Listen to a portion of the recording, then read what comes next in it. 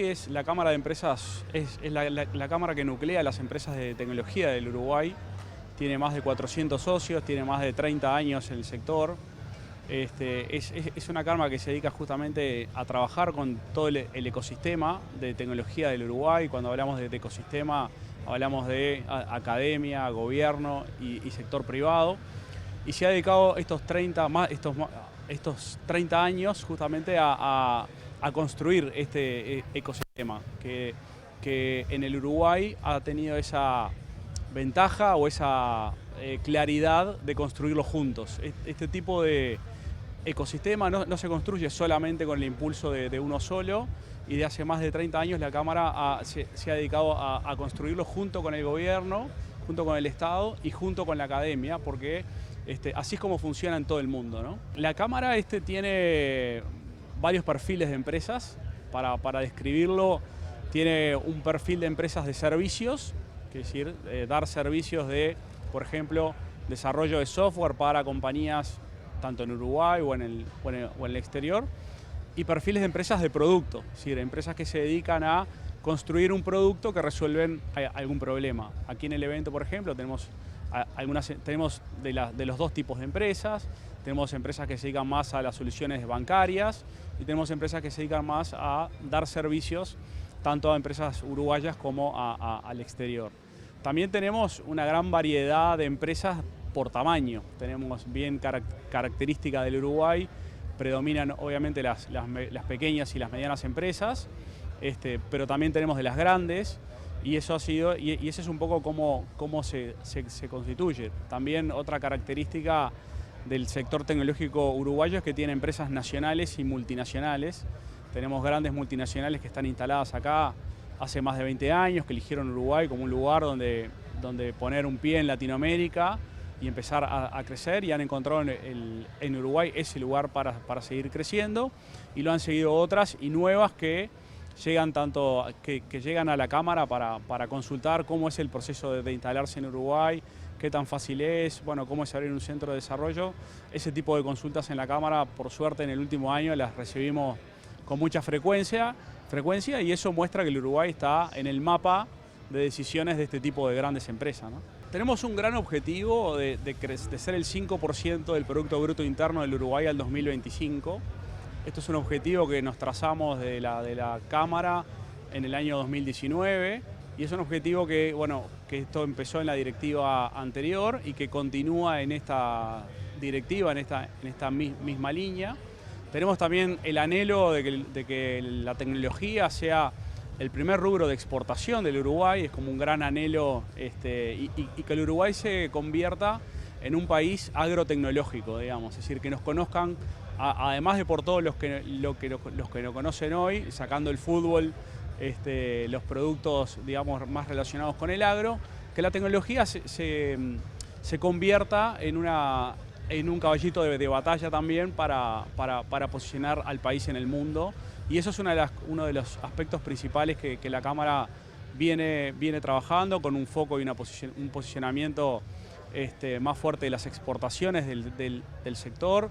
Esperamos llegar a los mil millones de dólares de exportación, que es como otro gran hito de esta industria. El Uruguay es el país que exporta más software per cápita en el mundo. Son datos que, por ejemplo, comentó el BID en el evento que hizo la semana pasada en Punta del Este, donde reunió a inversores y líderes empresariales de todo el mundo, y donde la tecnología y que el Uruguay se convierta en un hub tecnológico estuvo muy presente en todos los paneles, y sobre todo en los paneles donde actores del gobierno estuvieron presentando temas, y el anhelo de todos, y el objetivo es justamente convertirnos en un hub tecnológico continental y, por qué no, mundial, ¿no? La formación ha sido un eje de trabajo de la Cámara casi que desde el inicio. Los problemas de falta de gente, y repasando notas del año 2010, 2013, ya se visualizaba como el sector donde había desempleo cero, o hasta se habla de desempleo negativo, porque no podemos cubrir puestos por falta de gente, y eso hace que también empresas se vayan a instalar fuera del Uruguay, a abrir sus centros de operación, empresas uruguayas. lo tengan que hacer por falta de gente. Y este ha sido un eje de trabajo desde la Cámara desde el inicio. Por suerte, en los últimos años vemos que la oferta educativa viene creciendo con mucha fuerza en los diferentes niveles, no solamente en Montevideo, sino también en el interior del país. Eso permite también que todos los uruguayos puedan acceder a poder formarse en tecnología sin tener que salir de las ciudades donde viven o quizás de las grandes capitales, digamos, de los diferentes departamentos. Eso lo consideramos como un gran cambio.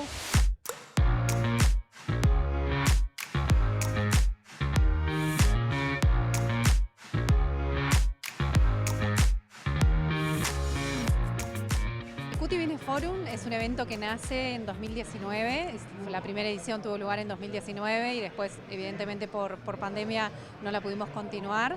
Nace con, digamos, el foco de aportarles a las empresas y a los emprendedores información sobre cómo hacer más y mejores negocios, en este caso en el mercado de los Estados Unidos, y en esta segunda edición, en 2022, adicionamos Canadá. La dinámica del QT Business Forum busca imitar la dinámica de los grandes eventos en Estados Unidos, ¿no? Donde cada participante elige las charlas a las que quiere asistir, conociendo la agenda, los speakers que van a presentar, y bueno, y la temática puntual de este evento aportando, ¿no?, a cómo hacer más y mejores negocios en Estados Unidos y Canadá, lo que invita a las empresas socias de QT que ya tienen presencia en esos mercados a compartir un poco sus experiencias y su conocimiento sobre el mercado con otros colegas que o buscan dar sus primeros pasos o bueno, quieren aquellos piques y cosas interesantes como para poder también desembarcar o a crecer en ese mercado. La dinámica en particular este año, y bueno, también en su primera edición, es tener charlas paralelas que son brindadas por las propias empresas, y después tenemos 2 escenarios que también funciona todo en paralelo con speakers e invitados con temáticas que proponemos en torno a, bueno, 4 ejes vinculados a negocios, pero también desde el talento, que es un tema muy importante, ¿no?, también para hacer negocios y crecer, y sobre todo en un mercado extranjero, también a competencias empresariales, también a temas vinculados a legales, bueno, de contables, ¿no? Todo lo que vincula al crecimiento y justamente al cómo hago para desembarcar en este mercado y qué cosas tengo que tener en cuenta. Y después tenemos 5 keynotes que son invitados especiales del exterior, que dan su charla, su keynote, en el escenario principal, que bueno, ese escenario principal solo funciona cuando el resto para. Y después la actividad es elijo dónde quiero estar. En cuanto al tema de justo compartir información y ser, además de competir, cooperar, eso es una característica súper destacable de nuestra industria. No pasa en todos los países, es algo que cuando nosotros contamos lo que hacemos, la verdad que les llama mucho la atención. Los empresarios son muy generosos compartiendo la información con sus colegas. Hay un tema que, como tú bien decías, esta industria principalmente tiene un foco exportador. Entonces ahí no hay techo, ¿no? O sea, es poco probable que 2 empresas se encuentren compitiendo para conseguir el mismo cliente. Y si así fuera, incluso hasta cooperan y trabajan posiblemente juntos. Entonces, este tipo de actividad lo que permite es conocerse y generar ese vínculo a partir del cual se construyen cosas, ¿no? Este es un evento muy grande, pero esas actividades de networking y de compartir información, contactos, acercar, acompañar, porque a veces las chicas necesitan de las grandes y se complementan, y ya te digo, vuelvo a destacar la generosidad. Entonces, anualmente tratamos de realizar con frecuencia eventos y actividades de networking para fortalecer esa confianza, esos contactos, y a partir de ahí construir, que las empresas puedan construir.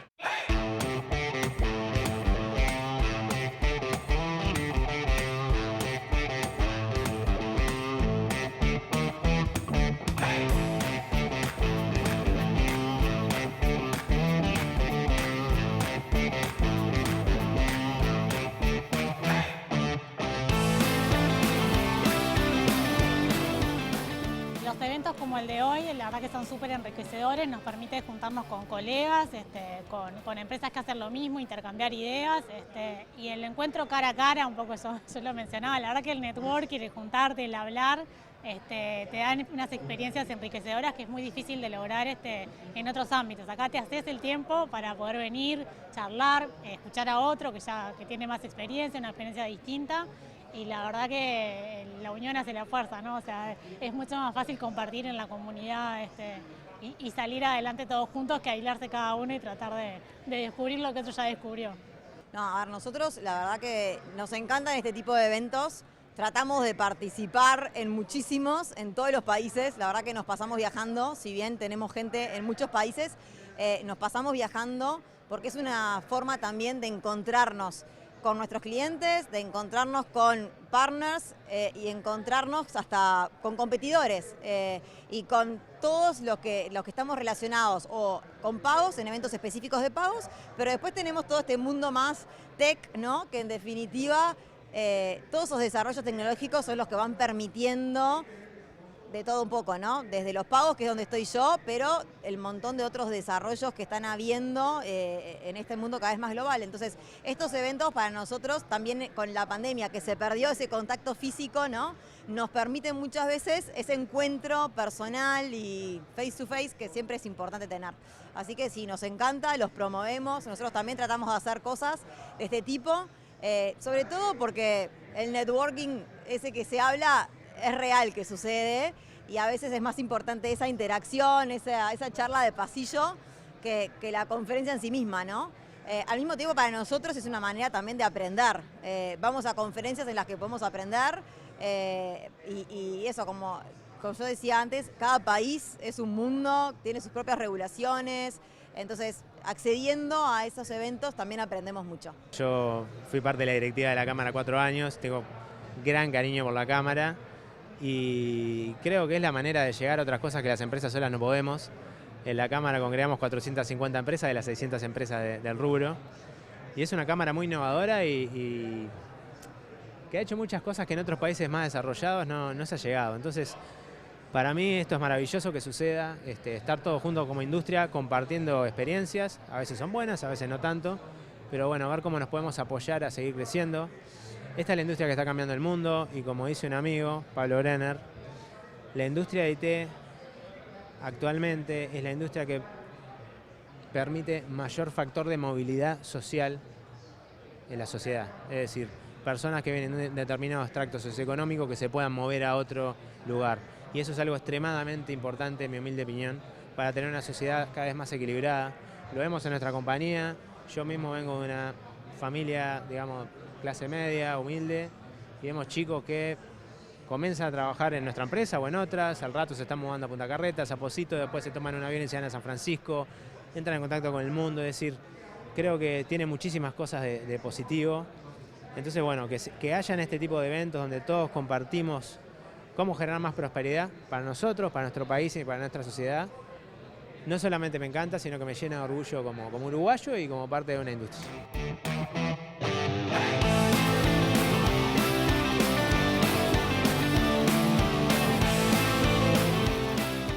Si bien Uruguay tenemos un ecosistema súper privilegiado por lo que es la industria de tecnología y la exportación de software, tenemos un país súper tecnológico, mucho apoyo de un montón de programas, etcétera. El desafío está en saber qué voy a exportar, o sea, qué voy a hacer, empresas exportadoras también hay muchas, entonces el desafío está en tener una estrategia clara y diferenciada, saber si voy a vender un producto, un servicio, a quién le voy a vender, no es lo mismo si le voy a vender a una empresa de farmacéutica o un banco o a una persona consumidor final, a qué países voy a exportar, ¿no? Si bien no es lo mismo ir a salir a vender a Latinoamérica que a Europa, que a Estados Unidos. Y bueno, tenés que encontrar algo que te diferencie un poco de tu competencia. Empresas exportadoras, si bien en Uruguay tenemos un ecosistema privilegiado, bueno, competís contra el mundo y hay millones de empresas que quieren hacer lo mismo. La industria del software es una industria que tiene un grandísimo componente exportador, en particular a Estados Unidos. Eso es incremento del PBI, divisa fresca que entra al país, y algo que es muy beneficioso para la economía y para la sociedad en sí misma. Entonces, bueno, todos estamos al tanto del contexto global, que es difícil, que es complejo, desde la pandemia hasta el tema de, bueno, lamentablemente la guerra. Eso ha tenido un impacto muy fuerte en la economía global. La bolsa de valores ha caído, las criptomonedas han caído. Entonces se vuelve cada vez más desafiante generar ventas nuevas en un contexto de contracción. Entonces, bueno, todos habrán escuchado las novedades de compañías de Estados Unidos que están despidiendo gente, achicando personal y demás. Entonces las compañías de software uruguayas y de la región nos vemos con el challenge, ¿sí? El desafío de cómo vender en este contexto.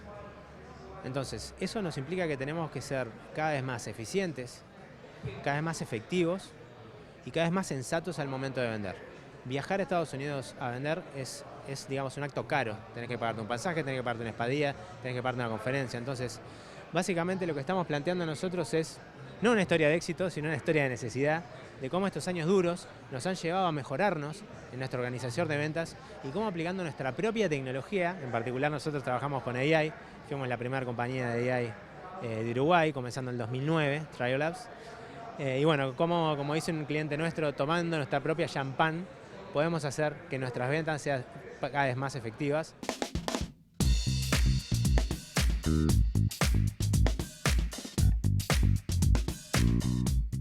Nosotros como compañía de videojuegos en Ethermax hay algo que es fundamental, ¿no? Es decir, entender el usuario y su comportamiento. La idea de cuando diseñamos un juego en Ethermax es justamente que el usuario elija entrar al juego, divertirse, conectarse, que consuma y que vuelva a querer jugar.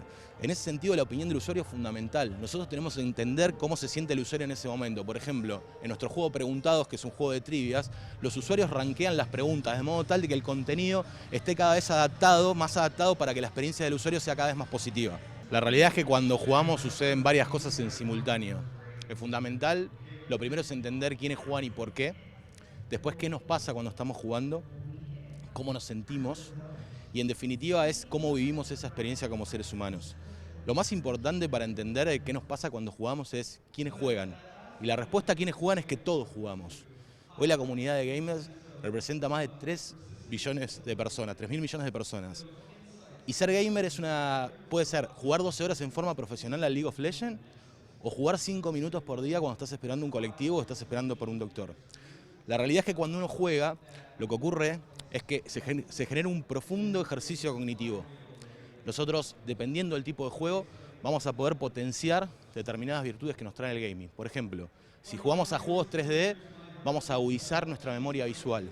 En juegos de acción lo que vamos a lograr es no solamente tener capacidad de reacción ante diferentes estímulos, sino poder discernir lo que es importante de lo que no es importante. Hoy los jóvenes juegan muchos juegos de lo que se llama Real Time Strategy, estrategia en tiempo real. Eso lo que nos permite es tener flexibilidad mental, adaptación a los cambios. Una de las cosas más importantes que sucede cuando jugamos es lo que nos pasa a nivel de sentimientos y emociones. Está comprobado que el gaming tiene un efecto positivo en nuestra salud mental y salud emocional. Cuando nosotros decidimos jugar, al ser juego una actividad de ocio, lo vamos a buscar para entretenernos o simplemente para escapar de la rutina diaria. En ese momento vamos a estar profundamente relajados, pero a la vez totalmente comprometidos con lo que nos pasa, con lo cual estamos abiertos y permeables a un mensaje.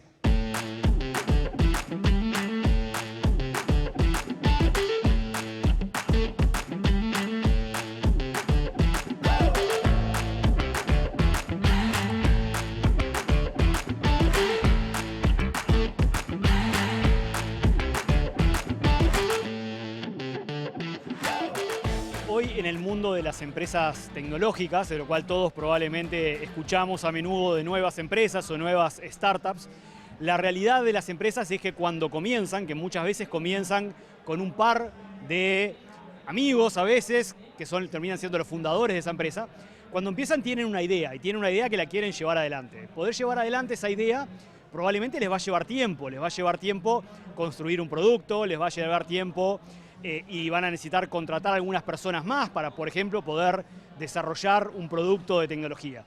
Bueno, para hacer ese proceso es que los fundadores típicamente lo que hacen es buscan lo que se llaman inversores ángeles. Inversores ángeles son personas, individuos que están dispuestos en una etapa muy temprana de un proyecto tecnológico, están dispuestos a poner ciertos fondos, a invertir en esa pequeña nueva empresa para ayudarlos en esa etapa inicial, aspirando a que, gracias a la idea y a la capacidad de hacer que tienen esos fundadores y al equipo que armen, poder con esos fondos crear llamémosle una primera versión de una empresa que pueda empezar a tener clientes y empezar a generar sus propios ingresos. Lo importante es que un emprendedor encuentre un problema interesante y que lo pueda resolver con tecnología. Y no importa si está acá o en otra parte del mundo, eso puede crecer, se puede globalizar, y entonces el ecosistema que se forma entre los fundadores, emprendedores y los inversores potencia todo esto, y desde acá se puede llegar a hacer empresas muy exitosas que mejoren la vida de millones de personas en toda parte del mundo.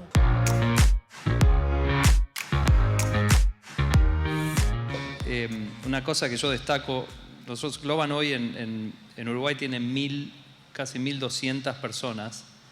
De esos 1.200 Glovers, que son todos creados en las universidades locales y demás, realmente el nivel del talento uruguayo es realmente impresionante. Y el nivel de preparación que tienen para lo que viene también es muy grande, porque la industria es mucho más grande que Globant y lo que ha hecho es preparar muchísima gente, y no solo preparar, sino inspirar a mucha gente, a muchos jóvenes, también a muchas chicas. Esta industria en Uruguay tiene una diversidad bastante escasa en términos de género.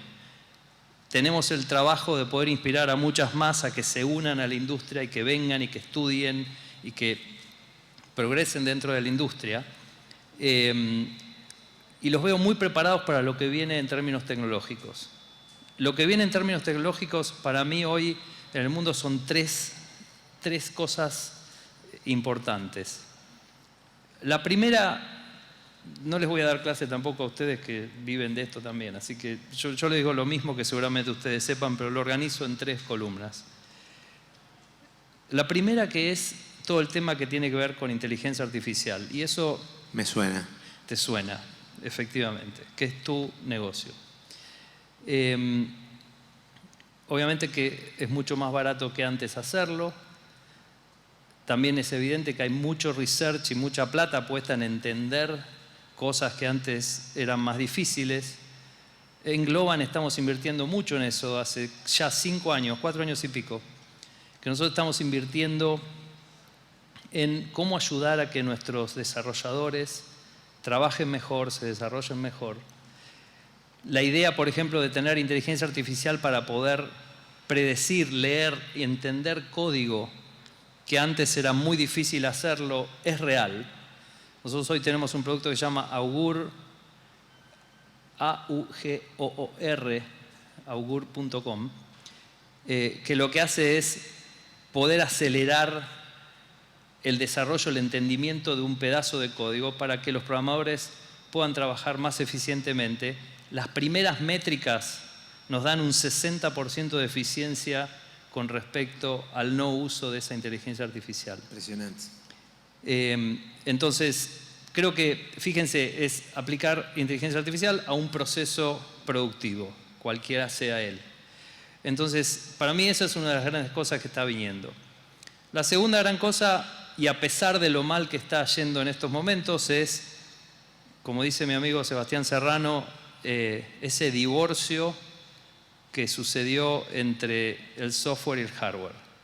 Ese divorcio que sucedió entre el software y el hardware es la web 3.0, es todo lo que está pasando en la industria de cripto, es toda la tecnología esa de blockchain, que propone solucionar un montón de cosas que antes hacían los gobiernos o instituciones. El caso más claro hoy, hay 2 casos súper claros, uno que es la cripto que todos conocemos, el otro caso súper claro son los NFTs que todos conocemos. Bueno, de la misma forma, y seguramente ustedes lo sepan, hay cientos de aplicaciones, cientos de casos de uso, que yo el otro día me decía un amigo que tengo en Estados Unidos, me decía, en Estados Unidos, pagar siniestros en las empresas de seguro 2 veces es una industria de $40 billones al año. O sea, se pagan 2 veces siniestros por el valor de $40 billones. Todo porque las compañías de seguro no quieren compartir informaciones sobre sus asegurados. Dicen, no, yo no comparto. O de los siniestros que pasan. Si pudieras usar la tecnología blockchain para poder descentralizar eso y hacer una blockchain que tenga como dueño las compañías de seguros, pero que ninguno sea dueño, y poder compartir esa información, se lograrían eficiencias de $40 billones en la industria del seguro. Dije un ejemplo. Y el tercer gran pilar es otro que de nuevo está súper cuestionado durante el día de hoy, más ayer después de que Meta está echando 11.000 personas, que es todo el tema de las nuevas formas de navegar Internet. Y en realidad ya llegaron esas nuevas formas. No son para navegar Internet, son para que los chicos jueguen, pero ya existen. Y son todos los universos tridimensionales por los cuales uno puede navegar. Y no sé si vieron a nuestros hijos o a mis hijos jugando, o a los hijos de ustedes jugando en mundos que están vacíos. En las paredes no hay nada, están totalmente vacías. O se pueden entrar quizá a lugares de ese mismo juego, pero no hay una tienda de Amazon o una discoteca o una disco de Spotify o un cine de Netflix. No existen. Entonces, como no existen esas cosas, la gente va navegando como ciega por ahí con sus avatares. Pero bueno, esa redefinición de navegar de manera plana en un browser con tabs, a navegar en forma tridimensional con un avatar por un universo en el cual hay activos que hay que definir, que a propósito ya Pixar hace muchos años que definió cuál iba a ser ese estándar y ya se está usando, el estándar para definir objetos de manera universal, que nadie lo quiere, pero todos los usan. Nadie lo quiere el estándar, pero todos lo usan. Entonces, se está avanzando mucho en poder hacer que ese metaverso, que esa nueva forma de navegar exista. De nuevo, hace mucho falta que nos pongamos de acuerdo con los estándares, etcétera, etcétera, pero si uno lo ve en el largo plazo, tiene que haber una reinvención de cómo uno navega Internet. De ese universo plano a un universo de 3D, con un avatar en la cual me encuentro con otros avatares, en la cual navego por mundos, que me meto en puertas y voy teniendo la misma navegación que tenía en formato plano, pero muchísimo más rica.